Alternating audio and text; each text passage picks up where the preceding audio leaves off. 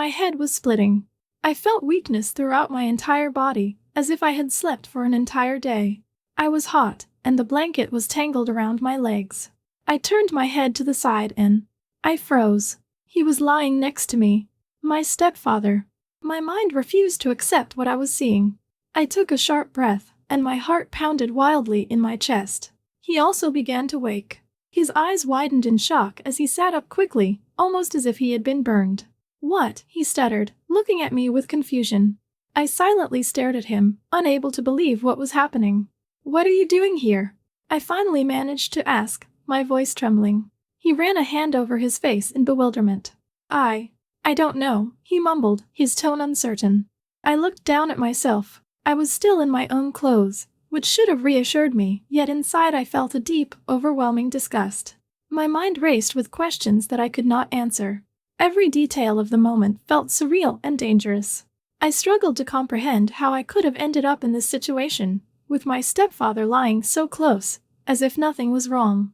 The room felt suffocating as my thoughts churned. I recalled only fragments of the night before, and nothing made any sense. I tried to piece together what might have happened, but my memory was blank.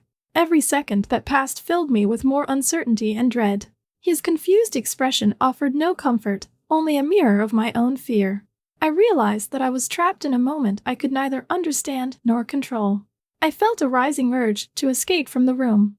Every sound, the ticking of a clock, the soft hum of the morning light, seemed to emphasize the gravity of the situation.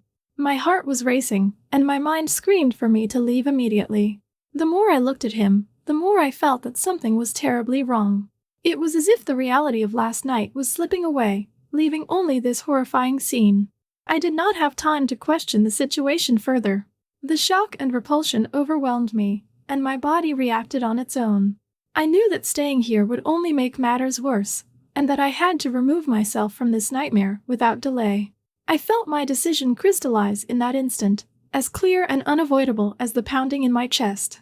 Every instinct in me urged me to run. I did not care about explanations or answers at that moment. I cared only about getting away from this room, away from the inexplicable events that had transpired. With my heart still hammering and my mind clouded with panic, I gathered the strength to move. My legs felt numb, yet they carried me forward. I pushed past the heavy silence and made my way toward the door, each step a desperate bid for freedom. I did not look back. I could not bear to see him or question the situation any longer. The image of his shocked face was enough to drive me onward. Every second felt stretched, as if the room itself was closing in around me. I was filled with an urgency that overrode all other thoughts. My decision was final, and I knew that no matter what happened next, I had to escape immediately. I felt pure terror. I stood up and simply ran out of the room. I was sitting in the kitchen, holding a cup of coffee. My mind was reeling with snippets of last night. I had come home late, drunk, yes, but not so drunk as to forget how he ended up in my bed. I stared into the dark liquid, trying to piece together a narrative from the jumbled fragments of my memory. Everything was blurry, yet one thought stood out: something wasn't adding up. I picked up my phone and checked it. No messages, no missed calls, nothing. The screen was completely blank. The silence of my notifications only deepened my unease. I wondered if my impaired recollections were playing tricks on me, or if something far more disturbing had occurred. Before I could settle my racing thoughts, he stepped into the kitchen. My body tensed immediately. Seeing him here, so casually present, sent a shock through me. His appearance was unremarkable, yet every line on his face seemed to betray a hidden story. I braced myself as he approached. "I'm sorry," he started, his voice shaking noticeably. I fixed my gaze on him, demanding an explanation. His eyes flickered with apprehension, and for a moment, I wasn't sure whether to believe him. I needed to know the truth, even if it hurt. "Explain," I said sharply. He let out a deep sigh and ran his hand through his hair, as if trying to erase the disarray of his thoughts. "I woke up in the middle of the night, and I was in your bed," he admitted, almost inaudibly. His words hit me like a cold splash of water. My heart felt as if it had stopped beating, and I struggled to process the gravity of his confession. "Are you saying something happened between us?" I asked, my voice a mix of disbelief and rising anger. The question hung in the air, heavy with implication. His eyes darted briefly, and then he tried to explain further. "I had a few drinks before bed, Maybe I remember something, he murmured, his tone uncertain and evasive. There was no clarity in his words, only an impression of a man who was as confused by his actions as I was by the situation. I stood there, processing his half-hearted admission. The room felt unbearably small, every sound magnified in the tense silence that followed his words. My thoughts raced as I compared what he was saying to the remnants of my own memory. How could I have been so clear about coming home drunk and yet have no recollection of him joining me? The contradiction was impossible to ignore. I felt a deep, unsettling nausea rising in me. Every detail of his explanation was vague, leaving too many unanswered questions. There was no definitive account of what happened that night, only a web of half-remembered moments and a confession that did nothing to clear the fog in my mind. My trust, already fragile, cracked under the weight of his ambiguous statement. Without a word, I made my decision. I stood up abruptly, feeling the need to escape from this spiraling confusion and the toxic uncertainty that clung to every word he said. I couldn't allow myself to be drawn into a situation where the truth was obscured by alcohol and forgetfulness. The risk was too great, and the emotional toll too heavy. I walked out of the kitchen quickly, each step taking me further away from the unbearable tension. My mind was a storm of questions, anger, and fear, but one thought remained crystal clear: I couldn't stay here. I needed space to think, to breathe, and to figure out what the fragments of last night were trying to tell me. As I left the room, the chill of the early morning air hit me, and I realized that nothing would ever be the same again. The clear, hard lines of memory were now blurred by an inexplicable incident that defied logic. I knew that this wasn't just a one-time mistake or a drunken lapse, it was the beginning of something much darker, a secret that threatened to unravel everything I thought I understood about that night. My mom had been on a business trip for 3 days, leaving me alone with him. I spent the entire day out of the house, walking around the city, visiting friends, and avoiding any contact with home. But by late evening, I had no choice but to return. When I opened the door, I immediately sensed that something was wrong. He was waiting for me. I walked into the living room and saw him sitting there with a glass of wine in his hand. The TV was on, but he wasn't watching it. His eyes were fixed on me the moment I stepped inside, and that stare made my skin crawl. "You're out late," he said, taking a measured sip from his glass. I threw my jacket aside and replied, "And so?" My tone was curt as I tried to keep my nerves under control. I could feel the tension building with every step. "Just curious," he said calmly, as if his comment was innocent. His voice did not match the seriousness of the situation, and I found it hard to believe his casual tone. I walked past him quickly, determined to leave him and the situation behind. However, he did not break his gaze. He followed me with his eyes, and I could sense that he was waiting for me to say something more. "Did something happen?" he asked, his tone even and unchanging. I stopped in my tracks and turned to face him. "Why do you ask?" I demanded, my voice tight with anger and fear. "Because you've been avoiding me," he stated plainly. There was no hint of empathy or remorse in his words, only a cool observation. His statement made the situation feel even more charged, and I could feel my pulse quicken. I said nothing in response, my silence filling the heavy space between us. He then set his glass down on the table, stood up slowly, and began to walk toward me. His movement was deliberate, and each step brought him closer. And even after that night, he began, his voice low and measured.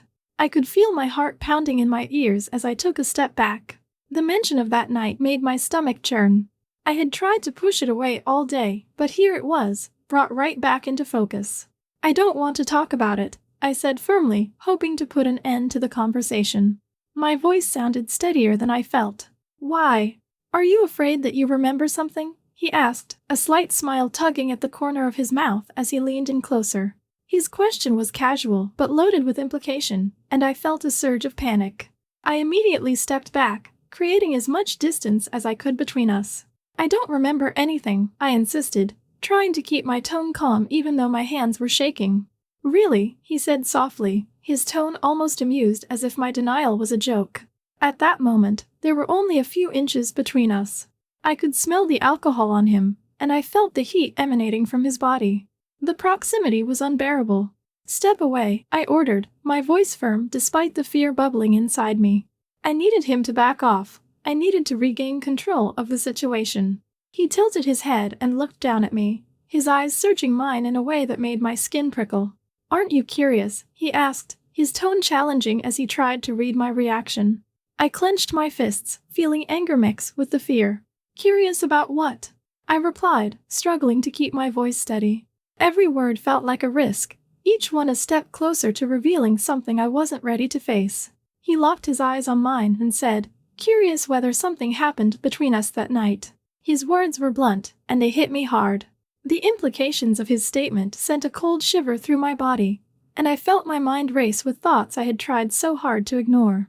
I took another step back, but he did not stop moving closer. His hand reached out and touched my wrist lightly, as if testing a boundary that should never have been crossed.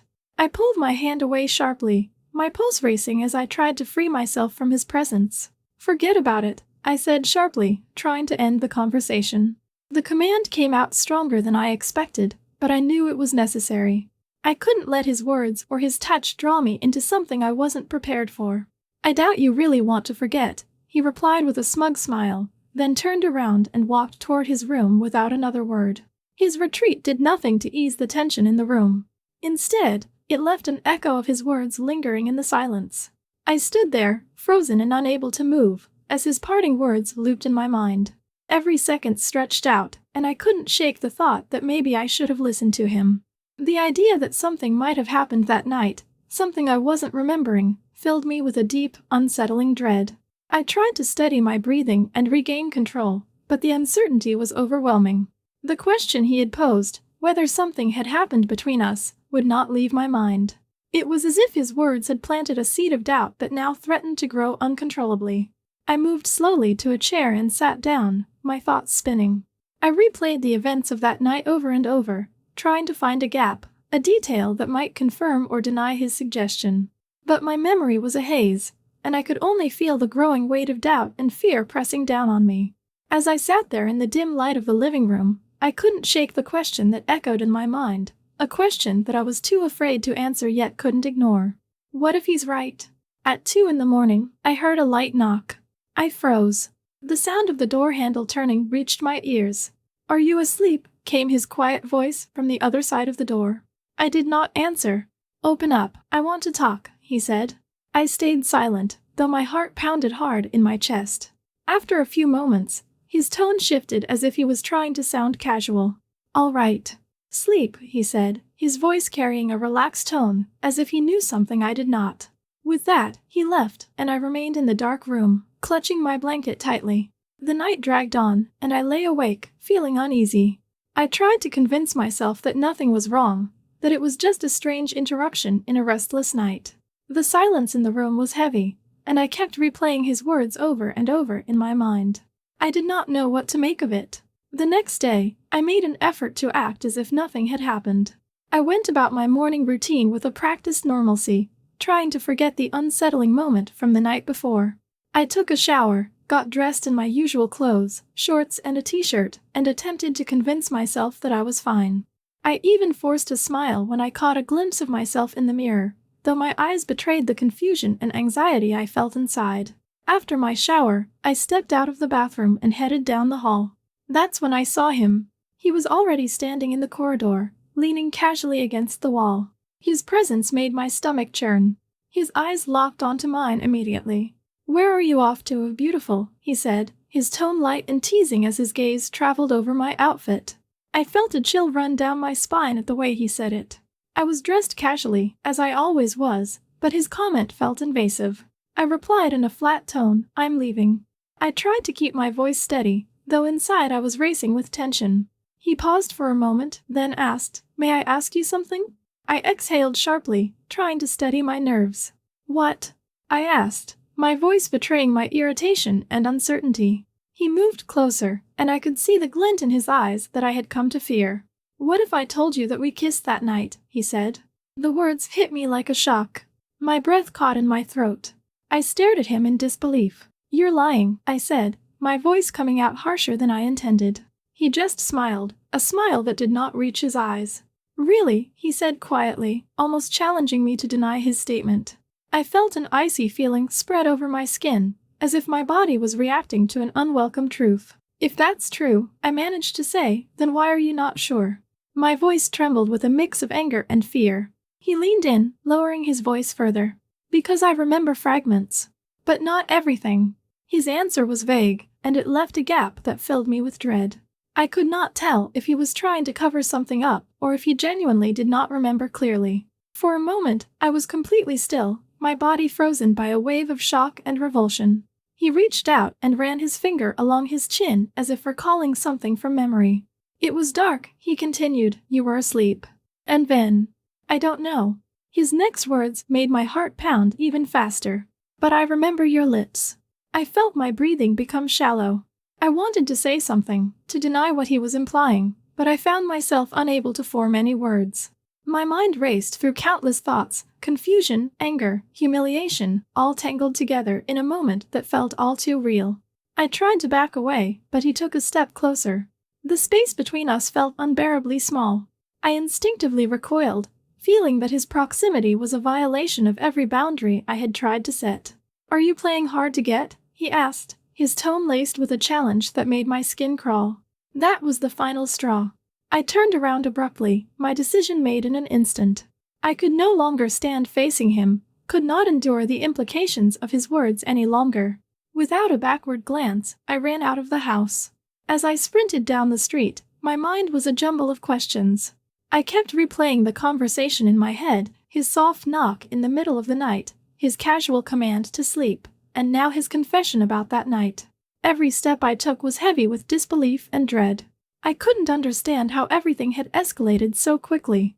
I had spent the previous days avoiding home, and now here I was, facing a confrontation that I never anticipated. My thoughts turned dark as I considered the possibility that I might have forgotten something important from that night. The uncertainty was suffocating. I tried to rationalize that it was all a mistake, a drunken lapse in judgment, but his words resonated too clearly. The fragments of his memory, his confident recollection of my lips, and the way he pressed the issue left me with a bitter taste of betrayal. I continued to run, not caring where I was going. I needed to clear my head, to think without the oppressive weight of his accusations over me.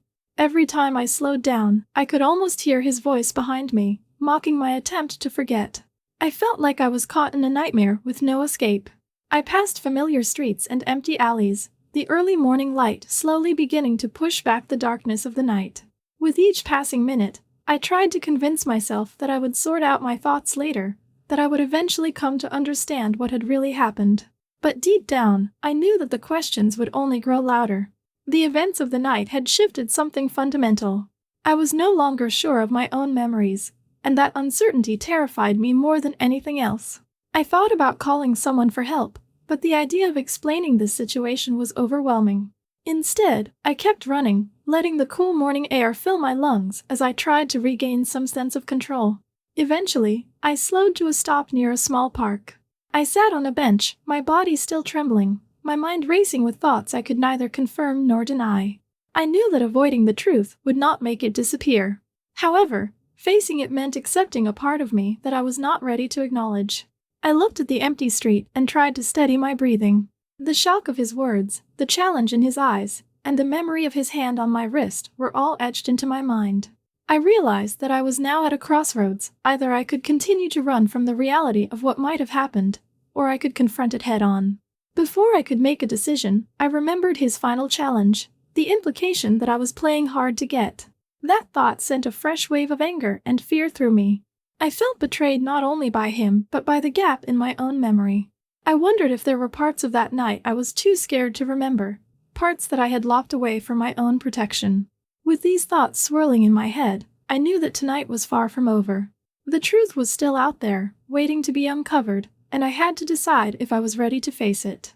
I took a deep breath, trying to gather my scattered thoughts, but the questions persisted. I could feel the weight of the unresolved mystery pressing down on me, and I knew that by morning, nothing would be the same. I turned around and ran out of the house. I turned on my voice recorder and placed it by the bed. I needed to know what was happening at night. I was scared, but I couldn't live in uncertainty. At 3 a.m, I woke to some noise. In the corridor, someone was walking. My heart tightened when I heard the door handle move slightly. "Are you asleep?" His voice came out muffled and quiet. I didn't answer. "Everything's okay, He started, but then there was silence. He didn't move from where he was standing. I closed my eyes, pretending to be asleep while terror built inside me. After a minute, the footsteps receded. The next morning, I woke before my alarm. My fingers trembled as I picked up my phone and opened the recording. The first minute was just silence, only my steady breathing could be heard. Then I heard the creak of the floor. His footsteps followed. A moment later, the sound of a door opening. He entered my room. I felt a cold chill run through me. I was asleep, and there was the rustle of my blanket, and his breathing grew heavier. Then I heard his voice, barely audible, mumbling something that made me cover my mouth with my hand so I wouldn't scream. "You don't even feel." There was another rustle. I could hear his breath, very close now. Haunt. Something inside me broke. I felt nauseated as I listened to him mumbling while he touched my legs. I started to stir in my sleep, and then I heard my own voice. "Get away." I pushed him in my sleep, and he stepped back. After another minute, he left my room. The recording ended. Inside, I felt everything boiling over. I was trembling all over, but I didn't cry. I wasn't scared. I hated him. I got up, gripping my phone tightly. Later, I saw him sitting in the kitchen as if nothing had happened, drinking coffee. I played the recording again. He froze instantly. I looked directly into his eyes while his own voice played from the recorder. He said nothing. He just sat there, as if waiting for me to explode. I didn't scream. Instead, I silently took my phone and dialed my mom. "You're coming over." "Now," I said, my voice cold and steady. He didn't even try to stop me. About an hour later, my mom arrived. I played the recording for her. She listened in silence, her face unreadable. When the recording finished, she slowly stood up and looked at him. "Pack your things. You're leaving immediately," she ordered. He didn't argue or say a word. He simply got up, went to his room, and began packing his things. I stood there in the hallway, listening to the sounds of him moving around the apartment. Soon enough, I heard the door close behind him. He left without another word. I exhaled deeply as relief mixed with a heavy sadness inside me. Not long after, my mom came over and sat beside me. She hugged me tightly. "It's over," she said, her tone firm but kind. I knew, however, that it wasn't true. Even though he was gone, the events of that night would haunt me. Every time I lay in bed, I felt as if the door might open at any moment. The uncertainty of what really happened and the violation of my trust would keep me awake. I listened to my heart as it pounded in my ears and remembered the sounds on the recorder, the creaking floor, his footsteps, his whispered words, and the sound of my own voice telling him to get away. All of it was a reminder that my world had been shattered. In that moment, I realized that nothing would ever be the same. The sense of safety I once had was gone. Every night, as I try to fall asleep, I hear echoes of that night in my mind, and the thought of another intrusion fills me with dread. By morning, everything would be different. I would never sleep peacefully again,